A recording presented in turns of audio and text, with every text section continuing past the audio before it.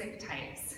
There is the one we think of, I think, every day, was the physical abuse, when you see bruises on a kid, if someone's hitting a kid, burning them, those kinds of things.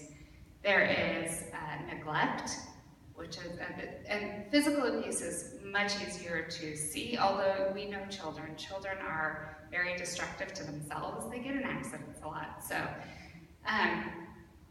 the other three forms of abuse don't always leave physical marks, and therefore can be even trickier to determine. They're neglect, which is when an adult fails to provide for the child. It could be they don't provide medical care for them. It could be that they don't provide for their basic needs. Maybe they're hungry. Maybe they don't have new shoes when they need them. They're unkempt. So that's neglect. And all of these have to be intentional, just like was mentioned in the definitions that we read earlier. It's intentional. We know accidents happen. We know there are times when a parent can't afford to provide new clothing for their children, but if they actively seek out those resources, then they are attempting to provide for it. So neglect is intentionally not providing care, basic care for a child. Then there's emotional abuse. This would be like if you're verbally berating a child regularly, anything that's going to make the child feel horrible about themselves. Then the last one is sexual abuse, which again, we don't always see the physical signs. So what's important about all of these forms of abuse is you have to know the child. That's where it gets tricky, because especially for VBS, we're only going to know these kids for a week. Some of them we've known, we've seen them at previous Vacation Bible Schools. We might know them through preschool, we might know them through other avenues. Because what you want to really watch for with abuse is any change in behavior, anything that's abnormal, especially for that particular child. So as you get to know the children, watch them. If a child mentions something, yeah, my dad beat me up last night. Oh, well that's, tell me more about it. You don't ever want to look shocked. You don't ever want the child to feel like you don't believe them. I had this happen when I worked at Silver Sage with a young man, I think he was a third grader, and he came up to me and said that, and I said, tell me more about it. And he lifted up his shirt and showed me welts across his belly and his back that his dad had given him from a belt. So, had to immediately report that. But that's that's probably a rare case where it was clear right off the bat that this needed to be addressed.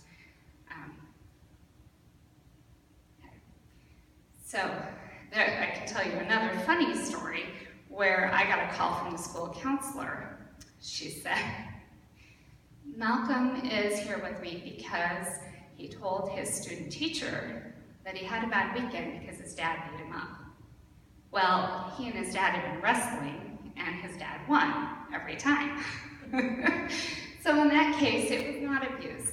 So again, she knew Malcolm, she knew the family situation, she was pretty sure it wasn't abuse, and sure enough, when she talked to Malcolm more about it, he explained, oh yeah, we were playing around, and my dad won every time. So once you get to know the children, you'll know a little bit clearer. So what I would say is anytime something doesn't seem right, whether it's physical marks on a child that a child shouldn't typically have, something more extreme.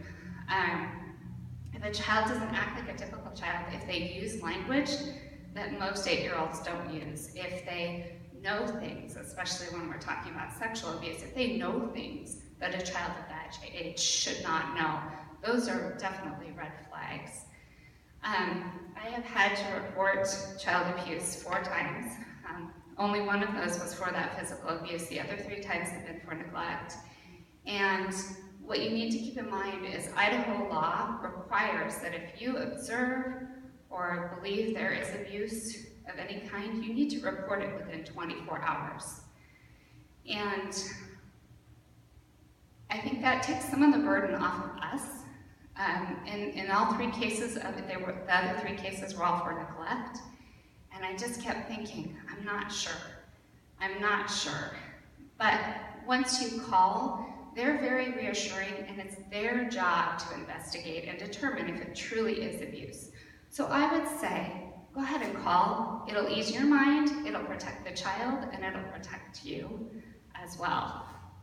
Because it is a misdemeanor if you fail to report and abuse is found and someone finds out you knew. So, are there any questions? It's a delightful topic, I know.